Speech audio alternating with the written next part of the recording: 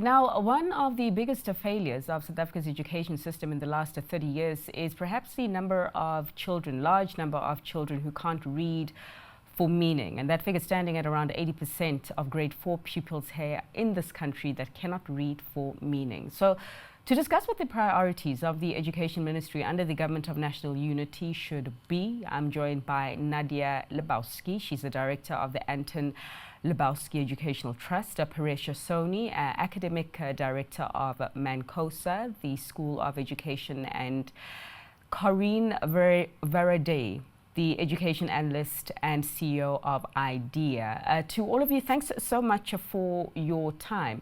Paresh, perhaps let me begin with you, because I think that one of the biggest changes that the President did announce in the education portfolio was the splitting of higher education from science and technology. And I just would like your thoughts, and actually the thoughts of the panel, as to whether you think that the separation of the two entities does make for a potentially more focused education ministry that will ultimately be able to produce better educational outcomes in the 5 years. So I think it's a very interesting question, because it's just recently that that portfolio was consolidated. And we now see it being decoupled into higher education and science and innovation sitting on the other side. Initially, the thinking behind the amalgamation of these areas into one portfolio was that higher education is inextricably linked to innovation and sort of prosperity within the knowledge economy. And I think that splitting the portfolios at this stage has not necessarily been justified, but there are some benefits with regards to the split. Firstly, we're looking at separate capacity, separate focus, and the ability to drive different agendas, which eventually merge into an outcome that benefits the country.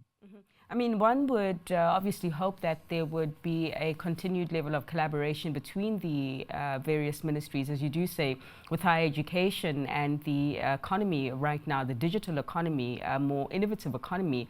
One would certainly hope so that the higher education ministry is able to continue to produce students that are competitive for the future. Corrin, your view here in terms of the separation, and whether we've taken a step back or it's for the betterment of educational outcomes after all? Yeah, look, I think it's not necessarily a step back. I think that the major challenge the country's actually faced has been the pillaring of a lot of our departments. So we haven't seen basic education and higher education working together in a meaningful way that we actually can see a runway of what future generation and innovation looks like. So I think, in many ways, whilst I wouldn't put higher education and basic education together, certainly at all, I do think that there needs to be a greater bridging of these departments, because we can't see innovation and science separate to our higher education, nor can we see it separate to our basic education space. And so I think that that's going to be part of the challenge, is how do we work together to make sure that that runway, whether we're talking about numeracy and literacy and reading for meaning for grade 3 and grade 4 students, right through to what's the throughput and retention rate of our higher education students. I think that's going to be the trick, and hopefully the refresh that we have needed to see that will be coming out of this GNU. Nadia, same question to you. Of course, feel free to share your reflections here, but also maybe to segue us into what the priorities of this Government of National Unity, the Education Ministry, should be. So first of all, I just want to say I totally agree with Corrin in terms of that we seem to always address these problems by separating things out, whereas there actually needs to be much better bridges that are built to communicate and work together on these kinds of issues, because they're not separate. And then I would say the things that really need to be addressed and that I'm hoping to see within this new GNU is what Siviwe Garube has already said, which is to look at how do we put the learner at the center of our policy implementations, and how do we look at the unions and all these different elements in our education, but how do we actually bring the child back into the center of our focus? including all the things we need to look at when it comes to infrastructure, broken schools, broken windows, pit latrines, like that's all infrastructure that needs to be looked at, and the conditions have to be faced and worked, that we work through them. But ultimately, the child needs to be at the center of our focus about what are the interests of the children and how do we meet those. Yeah. Paresh, again, also feel free to reflect on priorities, but do you reckon one of the priorities should also be the scrapping of the 30% pass mark for matrics? I mean, it was quite a contentious talking point of the previous administration amongst the private sector and all stakeholders about whether, it's an adequate bar to competitively prepare learners for the workplace. Your thoughts on whether that should be on the table still? So I think that with regards to the question about 30% being a pass mark, given the fact that we now have two new ministers taking up portfolios, both in the higher education space and the basic education space, the discussion needs to be at a much higher level in terms of correcting the issues that currently exist within these two domains, right? And I think, first of all, this particular moment in time provides South Africa with an opportunity to advance conversations related to national unity as a concept as well. So whilst we do have a government of national unity, we should also be advancing conversations about national unity. And the problems that exist within basic education and then get transferred into higher education are problems that are not only the government's. So this is an opportunity for business, government, and civil society to rekindle discussions, approaches, and commit to advancing education within South Africa. Because if we look at it, there is no other area that we can invest in that will give us the return that we are looking for in terms of long-term prosperity and country impact. Sure. Well, what do you mean, Paresh, just for clarity purposes, around the bigger problems outside of the school classroom, being not necessarily, concentrated to what is happening within the education system? I mean, are you talking about the poverty, the bigger problem of poverty, of inequality, of crime, and all of that, and how what we are seeing reflected in the classroom is just a reflection of what is happening big picture? Just if you can provide that clarity. So I think that the issues that you are raising certainly affect the quality of education in the country. What I was referring to, though, is a rekindling of arrangements between business, government, and society in advancing South Africa's education agenda. I think quite often we are quick to point fingers at higher education, basic education, and say that you are failing to produce individuals that can contribute to our economy. But we've seen globally that when business, government, and society work together to advance education as an agenda, it is then that we bridge the gaps that Corrin is referring to. And of course, one of the other gaps that we have is the skills gap, particularly when you've got learners who come out of the varsities, the universities that we have in this country, and employers who say that, you don't quite have the skills that our organizations are looking for. And Corrin, perhaps maybe to bring you in here, because one of the other criticisms about South Africa's education system at large historically has been the fact that we spend significantly more than our peers on the rest of the continent, and yet the outcomes are significantly less. So perhaps a reflection from you on how to get better returns from the spending that goes into education, in your view, and also how to better bridge the skills gap between the workforce and the schools in and of themselves.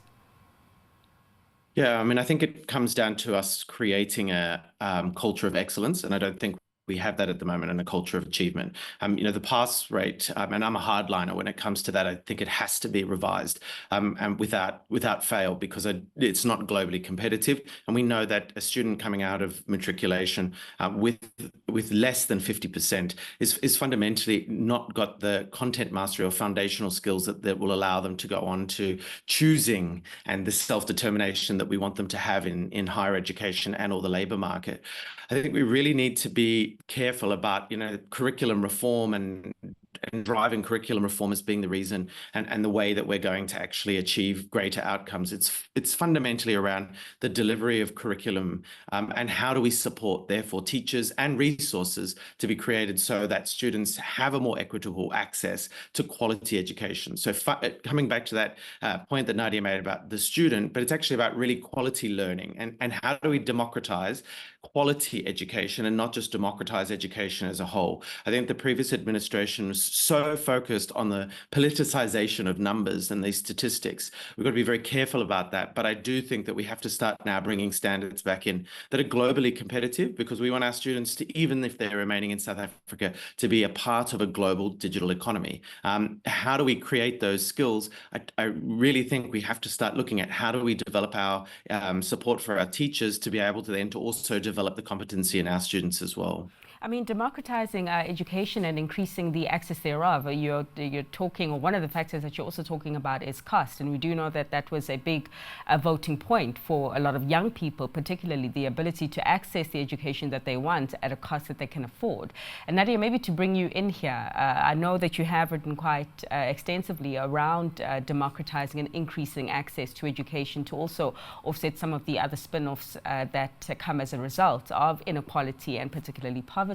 How should this government of national unity address the issue of access and the cost element, in your view? So there is a very controversial conversation about access, but then also access and quality. So when we talk about access to education, that's one component, but then we also have to talk about the quality of the access to that education. And I just have to segue a little bit into that. We are talking a lot about higher education and what that's going to take, but we also do know the Heckman equation, which speaks about that adverse environments in early childhood create, a deficit in skills and abilities for later, which drive productivity and increase social costs. So the main point that I just really wanted to make is that the investment into early childhood and good early childhood education and care is what's so vital. And then, it's like a brick wall that if you build bricks at the bottom and there's pieces missing and you keep building on top, at some point that wall's going to collapse because the bricks aren't built properly at the bottom. And I think there's a lot of blame on all sorts of aspects of our education system, but hence the reason we made the point that the bridging between the different departments, between the different, aspects of education really need to be so much better, and that the attention needs to go to solving those problems. Mm-hmm. No, I agree with you. Ultimately, if you have a strong foundation, you'll build a better house. And historically, I know some commentators in the education space have said that the portion that is allocated to early childhood development has not been enough. And I suppose, Nadia, then the question back to you, if we focus on strengthening the foundation, becomes what then is enough?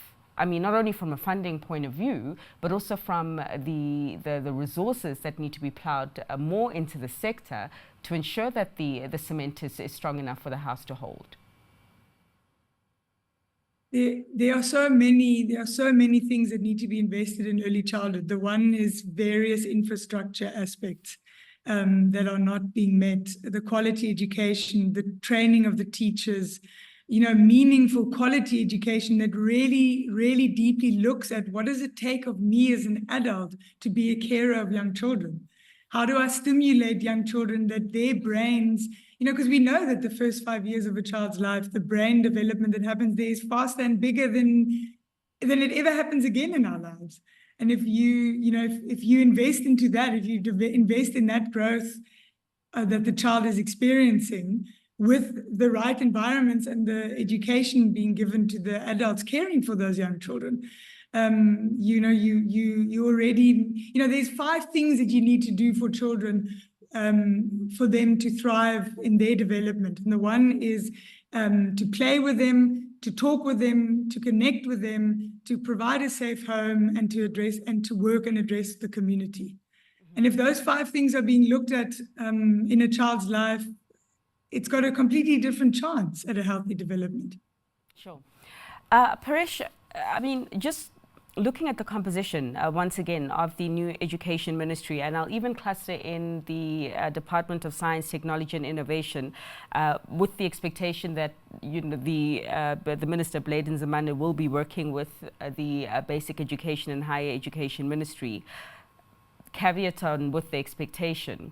But when you look at the composition, I mean, dominated by the ANC still, but you've got some DA presence there as well. And I hate to be a downer, but do you have any concerns at this stage on how it will all work?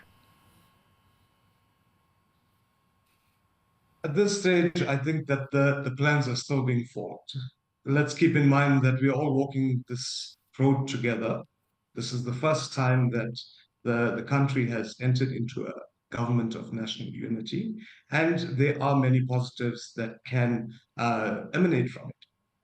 What we need to focus on is what I mentioned earlier, and that is the link and the agreement and the social contract between government, business, and society. Because whilst the education sector may be able to provide infrastructure, may be able to provide well-equipped teachers, let's not forget that large parts of our population don't have access to food, don't have access to water.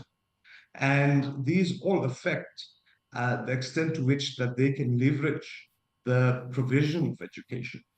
So there are much bigger socioeconomic ills that also need to be addressed. With regards to the science, innovation, and technology decoupling from higher education, we must keep in mind that the stakeholders involved in science, innovation, and technology are much sort of broader, or the group is much broader than higher education. And I think that is one of the reasons why the decoupling actually took place. We are looking at science, innovation, and technology much more broadly across enterprise development, across social impact, across education, and so forth.